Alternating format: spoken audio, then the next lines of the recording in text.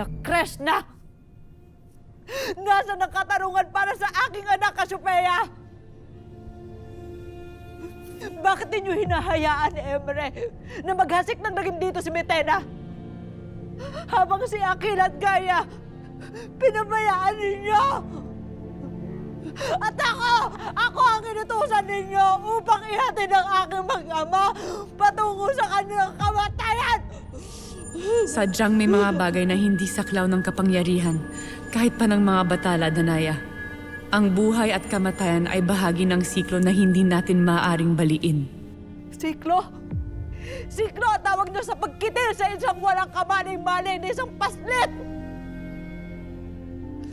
Kung tunay kang bataluman, bakit hindi mo ito piningilan? Bakit hindi ninyo sinabi sa akin ang tagnang nakaabang sa buhay ng aking mag-ama? Bakit hinayaan ninyo? Bakit hinayaan ninyo mamatay si Akil at Gaia?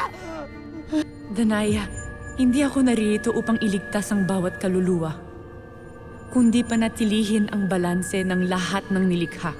Hindi ko maaaring suwayin ang batas ng mga batala, kahit pa anak mo siya. Kahit anong paliwanag mo, malinaw sa akin na nagtaksil kayo sa akin ni Cassandra at Perena!